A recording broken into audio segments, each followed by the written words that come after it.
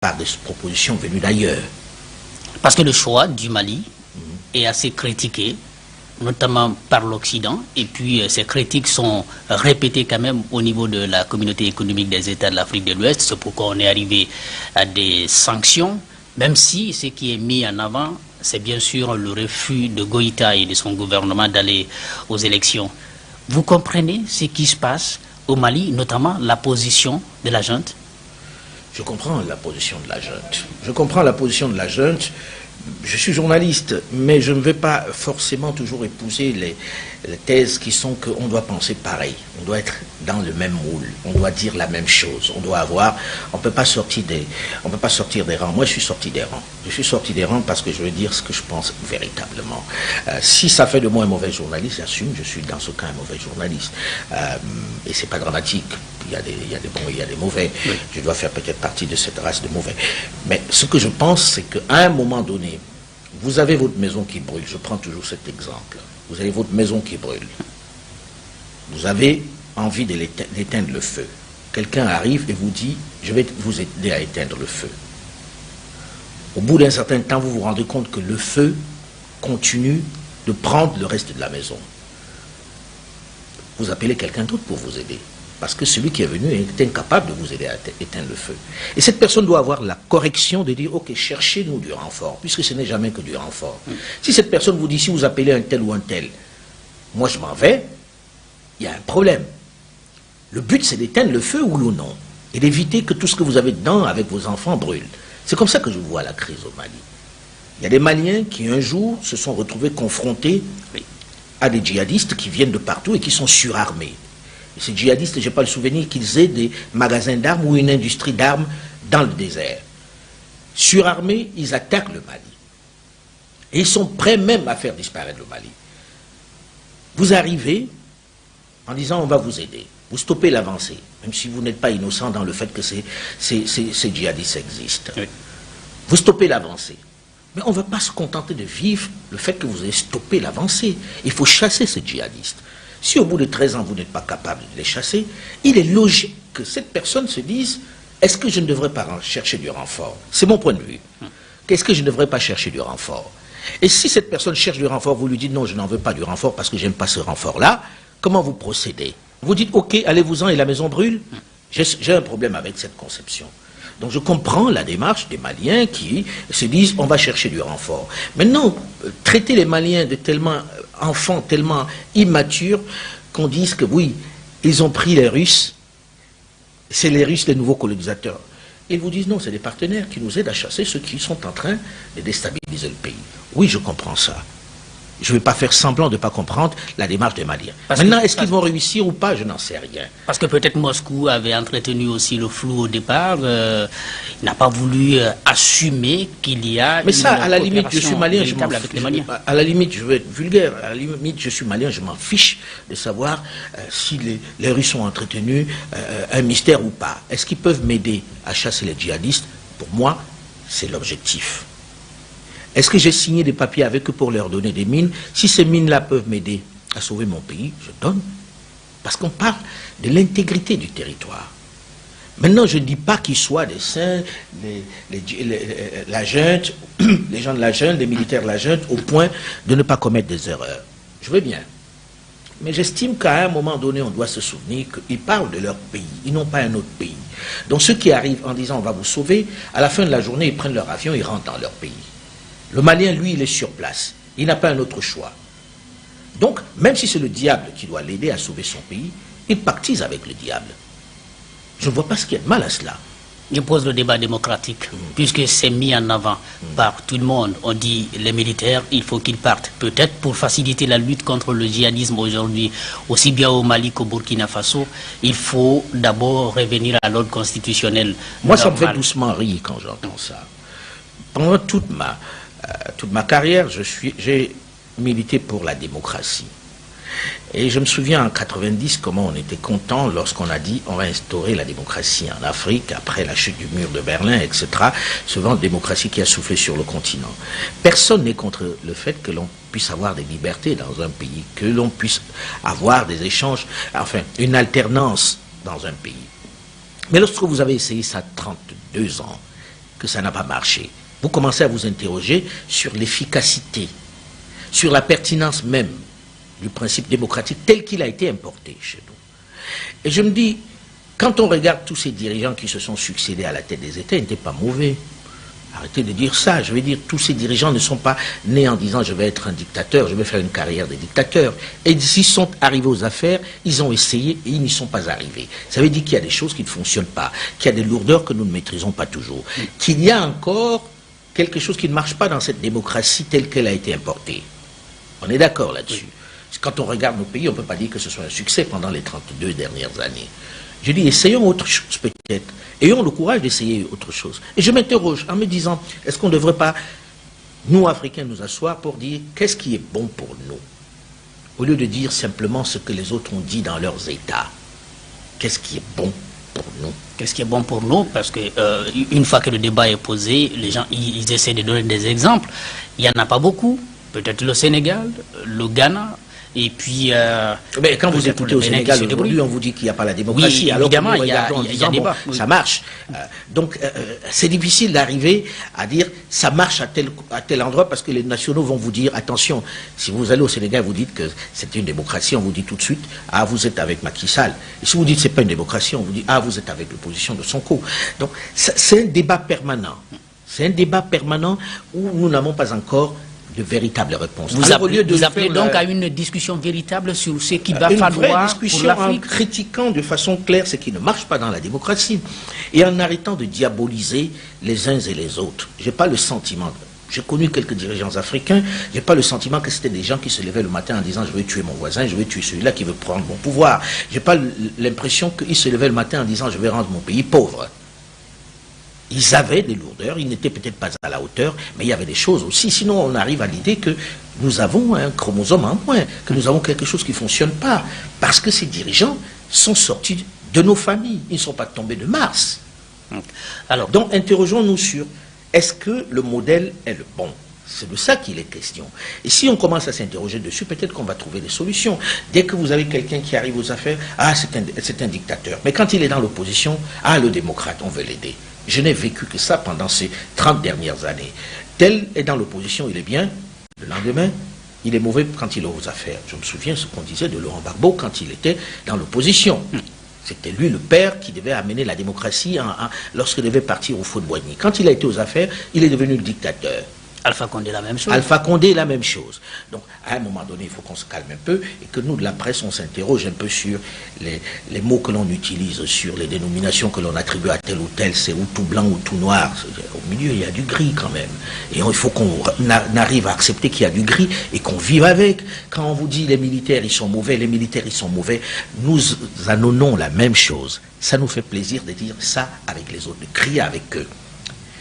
Mais je dis, et si on s'arrêtait un instant pour regarder un peu dans l'histoire, le général de Gaulle était un militaire, c'est celui qui a sauvé la France. Ça n'interpelle pas les gens, et c'était en 58, hein, ce n'était pas dans les années 1600, hein, non, on parle d'une histoire de 1958, un militaire aux affaires en France. Et à côté, nous saluons Jerry Rawlings. Jerry Rawlings, c'était un militaire, et il a particulièrement pas été gentil, hein. Il y a eu des morts, hein. Il a passé les gens par les armes. Aujourd'hui, on chante la gloire de Jerry Rawlings. Et cette gloire de Jerry Rawlings, on a oublié que c'était un militaire. Tous les jeunes vous parlent de Thomas Sankara. Thomas Sankara est un militaire. Aujourd'hui, on montre un exemple, Kagame. Kagame est un putschiste militaire. Donc, où est le bon exemple? Je ne sais pas. Mais arrêtons d'entrer dans les catégorisations qu'on a installées. Militaire, dictateur sanguinaire. Celui qui est aux affaires, dictateur, et quand il n'est pas aux affaires, il est dans l'opposition, il est bien. On finit avec ça par être tous des hypocrites. Je vous entends dans votre chronique, que notre chaîne diffuse bien sûr, dire clairement, en tout cas sans hésitation, que votre génération, celle à laquelle vous avez appartenu, est sur le point d'échouer, ou a échoué. Oui, elle a échoué. Et vous appelez, n'est-ce pas, la jeunesse africaine à prendre conscience. Est-ce que vous n'êtes pas si réactionnaire en ramenant le débat tel qu'il a existé au début de la lutte pour les indépendances? Je ne sais pas dans quoi je m'inscris. Et c'est pour ça que je dis je refuse les catégorisations, les bons, les mauvais, etc. Je veux juste faire un constat. 1960-2022. Je cherche un pays où ça a marché, je ne trouve pas. Si vous en connaissez, vous me montrez. 1960-2022. On va dire, oui, le pouvoir d'achat, mais le pouvoir d'achat, il est mauvais. Je veux dire, on n'avait pas les mêmes besoins. Or, les autres, pendant ce temps, ont progressé. Ceux qui, hier, étaient derrière nous, certains pays asiatiques, sont devant nous. Je me souviens que certains de nos États accordaient des prêts à des États asiatiques, que je n'ai pas envie de citer ici. C'est nous qui allons vers eux pour tendre la main. Il faut qu'on ait le courage de dire qu'est-ce qui n'a pas marché. Mais si dire qu'est-ce qui n'a pas marché, c'est une mauvaise chose, en montrant du doigt ce qui ne fonctionne pas, alors je demande pardon à ceux qui m'ont écouté, mais je le pense profondément, que nous avons échoué. Nous avons échoué, nos pays sont dans une pauvreté extrême, les écoles se sont détériorées, la formation est mauvaise, la santé détériorée. En fait, quand je veux citer par quoi je commence, si on veut faire plus court, on va chercher ce qui a marché, il n'y a rien. Il n'y a rien. Je cherche, hein, en fait. Là, on a parlé de politique. Il y a également l'économie, le modèle économique. Justement parce qu'on a passé le temps à parler de politique et qu'on ne s'est pas occupé d'économie. Là, on est en Guinée. Les richesses de la Guinée, tout le monde connaît les richesses de la Guinée. Mais il n'y a pas pays, il y a peu de pays aussi pauvres. La misère est là tous les jours. Ceux qui ont eu le 1/10 de cette richesse, quelquefois dans d'autres régions du monde, quand on arrive chez eux, ça marche. Leurs pays sont développés. Quand vous arrivez en Arabie Saoudite, quand vous arrivez même aux Émirats, quand vous arrivez, je vois les Africains qui émigrent à Dubaï. S'ils avaient vu Dubaï en 1971, jamais ils n'y seraient allés. Qu'est-ce qui s'est passé? Singapour? Il y a un truc qui ne va pas. Ayons le courage de dire que ça ne va pas. Est-ce que dire que ça ne va pas, c'est insulter quelqu'un? Si c'est ça, je m'excuse auprès de la personne, mais la vérité, c'est que ça ne marche pas. Les choix économiques qui consistent à regarder les autres, c'est bien ce qui nous retarde. Non, c'est plutôt que chacun doit créer son modèle en fonction de sa réalité. Je ne suis pas pour qu'on passe le temps à dire on va prendre ceci là-bas et on va ramener ici. Non, regardons ce qui marche là-bas et qui peut marcher ici. Et c'est en cela que l'intellectuel africain, enfin, je parle plutôt de diplômés africains, ont échoué. C'est que nous allons, on apprend des choses et on veut ramener ces choses-là chez nous en sachant que ça ne va pas marcher. Et on insiste. On insiste tous les jours. Je prends du plaisir à voir des jeunes qui apportent des modèles nouveaux et qui réussissent et qui ne copient pas ailleurs. Je n'arrête pas de prendre l'exemple du jeune qui a créé le mobile money au Kenya, qui vient résoudre le problème de nos familles qui n'ont pas, qui ont un très faible taux de bancarisation. Et il y a beaucoup d'exemples comme ça, où des jeunes se décident à faire des choses sans complexe, en créant des modèles nouveaux. C'est vers ça qu'il faut aller.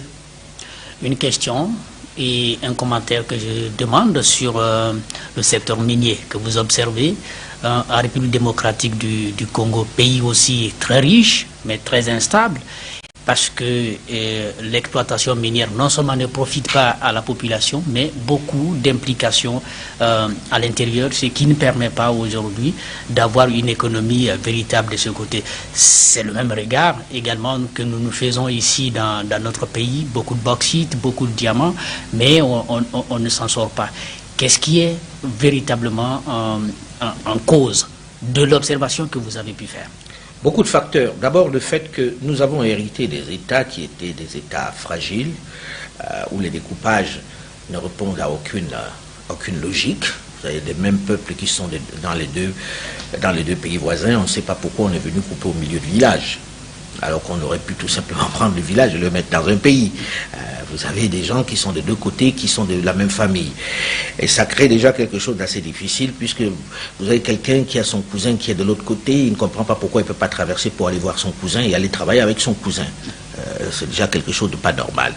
À côté de ça, il y a le fait aussi que ces États sont partis en gardant la main sur un certain nombre de richesses, et en continuant de les exploiter sous couvert des gens, etc., et qui n'ont pas intérêt à ce qu'il y ait la paix parce que le jour où il y a la paix, ils vont perdre un peu de cela. Et puis il y a la trahison des locaux. Il y a la trahison des locaux qui ont continué de pactiser avec ceux qui pillent les États. C'est le cas en RDC, c'est le cas ici en Guinée, c'est le cas dans pas mal de pays. Les principaux responsables du pillage fait par les autres sont les nationaux, qui sont complices de cela, qui font des textes ou qui donnent des contrats en sachant très bien que ça obère les intérêts de leur pays. Et à côté de ça aussi, il y a la mauvaise gouvernance. La mauvaise gouvernance qui fait qu'on a des dirigeants qui sont plus préoccupés par le fait qu'ils doivent s'en mettre plein les poches que l'intérêt général. Donc les facteurs sont nombreux, mais ne sont pas le fait d'une seule personne, parce que la facilité, c'est de regarder toujours les grandes puissances en disant voilà les responsables. Voilà. Ils ont leur part des responsabilités, mais la nôtre n'est pas moindre. La présence chinoise. On sait très bien qu'avec les grandes puissances, c'est déjà un problème. Avec les Chinois, c'est beaucoup plus facile. Ils ont envie de venir, ils ont envie de travailler. Mais aujourd'hui, on se dit bien qu'ils tendent à épouser un peu les comportements de ceux qui ont été là, nos colonisateurs avant. En tout cas, dans le secteur minier, ce n'est pas une bonne image. Je pense que la bataille des Chinois, c'est une bataille différente. Vous avez des gens qui n'ont pas de passé avec nous, qui n'ont pas le passé colonial qui a créé des liens ou pas. Ils n'en ont pas avec nous. Et ils ont leur démarche à eux. C'est à nous de protéger nos intérêts. On leur ouvre la porte souvent en ne donnant pas les codes, et en ne donnant pas les règles qui doivent régir la relation. Et on assiste à des abus, notamment dans les zones minières, que ce soit ici en Guinée ou en RDC ou dans d'autres pays. Donc ils sont devenus les nouveaux colonisateurs, les nouveaux impérialistes. On doit se protéger contre ça. Si eux aussi viennent prendre le dessus, c'est qu'on a véritablement un souci. C'est qu'on doit avoir quelque chose qui ne marche pas. Je veux dire, vous avez subi quelque chose d'un côté, et vous changez de maître, vous allez chez l'autre, et il fait pire. Il y a quelque chose qu'on doit quand même organiser. Mais je ne veux pas seulement montrer du doigt ceux-là qui viennent, qui se servent allègrement. Qu'est-ce que nous faisons pendant ce temps-là? Qu'est-ce qui nous empêche d'imposer des règles? On dit qu'on cherche des financements. Mais si on est si attractif, on doit trier ceux qui viennent. Parce que ces richesses-là, elles sont à nous. Et on constitue quand même un nombre important. On doit mettre un accent particulier sur la formation, parce qu'on peut le faire par nous-mêmes. Personne ne viendra développer l'Afrique à notre place. Personne. Le développement de l'Afrique, ce sera fait par nous-mêmes. Ceux qui viennent, ils viennent pour des intérêts. Et c'est normal. C'est logique. Ils ne vont pas venir en disant « Oh, j'aime tellement les Africains que je vais aller les aider ». C'est de la rigolade. Ils viennent parce qu'ils vont tirer des intérêts. Maintenant, si quelqu'un entre chez vous, s'installe à votre table, vous chasse de la table, rentre dans votre chambre et dort avec votre femme, c'est que vous avez quand même un problème. Mais si on le fait 2 fois, c'est que peut-être vous le méritez. On va terminer par là, les putschistes que vous observez aujourd'hui, qui promettent refondation, moralisation de la vie publique. Vous les comprenez? Vous leur accordez du crédit? Moi, j'ai envie de dire ceci. On a essayé tellement de choses qu'une nouvelle expérience ne me dérange pas. On a essayé les militaires. Dans ce pays, on a eu Sékou Touré, en 1958, beaucoup d'espoir, celui qui a dit non au général de Gaulle, et on se disait ça va aller bien. Et au bout de quelques années, il a fait l'objet de tellement de pression qu'il a viré, et on sait ce que ça a donné avec le Camboiro, etc., etc. Ça n'a pas développé le pays. Après lui, il y a eu Lansana Conté. Rien n'a marché. Rien. On est d'accord là-dessus. Rien, il a fait ce qu'il a pu, il avait ses limites, il était militaire, ça n'a pas marché. Donc c'est pas une histoire de militaire ou pas, ça n'a pas marché. Juste après lui, il y a eu Dadis Camara, ça a été le folklore. Ça n'a pas marché. Puis, la période Sekouba a été particulièrement courte, ça n'a pas marché. Après, on a dit, grande démocratie. Alpha Condé est arrivé, ça n'a pas marché. Il y a de nouveaux qui arrivent, on va voir ce qu'ils font. Mais je pense que, ce que moi j'ai constaté en tout cas, c'est qu'ils avaient l'air de vouloir changer les choses. Ils ont l'air décidés. Ils ont l'air de prendre des décisions. Moi je regarde, il y a une chose qui m'a particulièrement séduite, c'est ce qui se passe par exemple dans les mines. Je regarde le contrat des Simandou, qui était un vol à ciel ouvert, où le gouvernement guinéen, la population guinéenne n'avait rien. Je veux dire, la population guinéenne n'avait rien dans ce contrat des Simandou, à part qu'elle devait attendre 35 ans pour avoir des ruines, puisqu'elle devait hériter des infrastructures. On ne sait pas ce qui devait se passer dans 35 ans, en tout cas ils auraient hérité de pas grand-chose. Ils viennent, ils disent non, nous on ne veut pas. On va revoir les contrats, ils gèlent la plupart des contrats, et on repart dans quelque chose qui va être bénéfique à tout le monde. Est-ce que ça va se faire? Je ne sais pas. Mais l'idée me séduit. L'idée me séduit de dire on va tout remettre à plat. Maintenant, dit qu'on on a des certitudes, seul Dieu a des certitudes dans ce domaine-là. Je souhaite qu'il réussisse. Je souhaite qu'il bouscule la table. Moi, j'ai été séduit par d'autres, dans d'autres régions. Mais je ne regarde pas s'ils sont en uniforme ou non. C'est pas ça le plus important.